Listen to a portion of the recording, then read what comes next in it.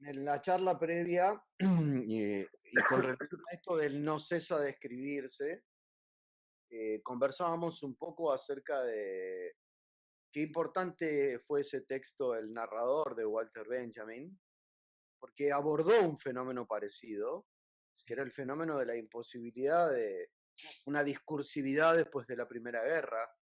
Eh, y vos me dijiste que estaban pensando a partir de ese texto. ¿Qué nos podría decir? Porque para mí, yo vengo insistiendo con que hay que introducir Lacan con Benjamin, Freud con Benjamin, porque hay un filón muy rico a extraer ahí del narrador, inclusive en relación, todos los debates con relación a la noción de autor, Foucault, Derrida, giran en torno a ese texto del narrador.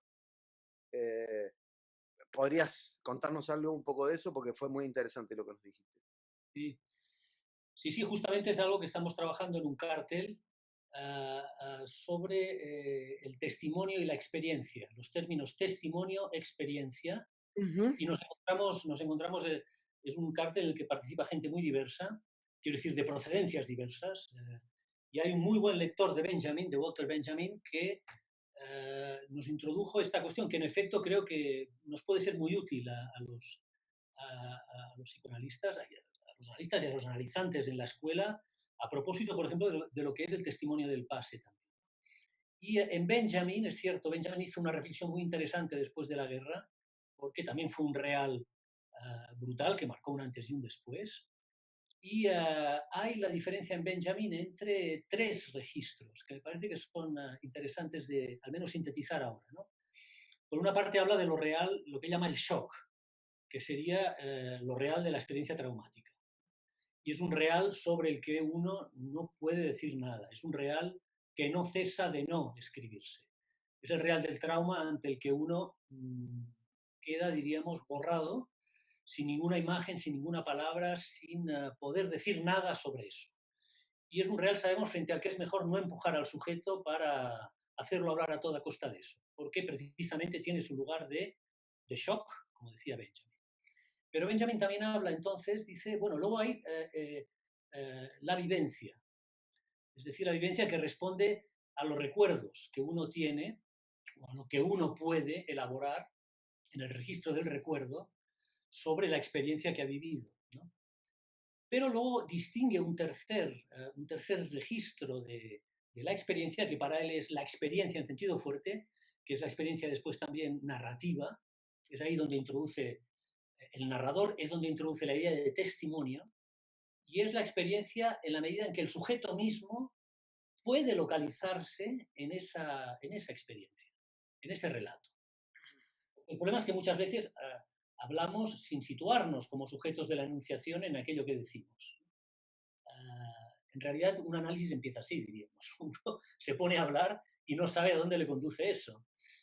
Cuando uno puede hacer la experiencia de lo real en el análisis es porque puede empezar a situarse como sujeto de esa experiencia. Y es ahí donde Benjamin utiliza otro término, no es Erfahrung, es un término que Freud utiliza en alemán también, y que ahora no me viene a la cabeza, pero que es la experiencia en la medida en que el sujeto mismo de la enunciación puede situarse en esa experiencia.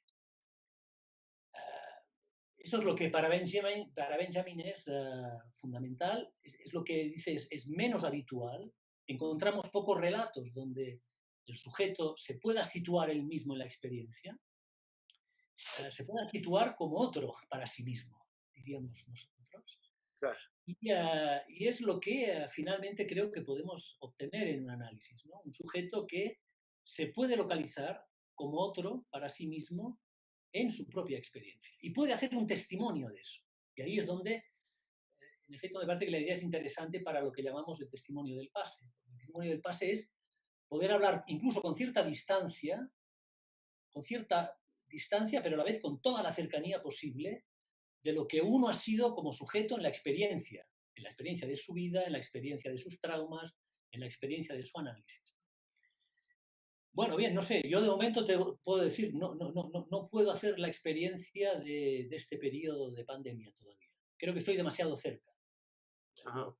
Lo puedo situar como vivencia, lo puedo situar como experiencia traumática de un sujeto colectivo y también por lo que he perdido yo durante este periodo. En primer lugar, he perdido el contacto directo con mucha gente. Eso para mí, debo decir, incluso ahora mismo,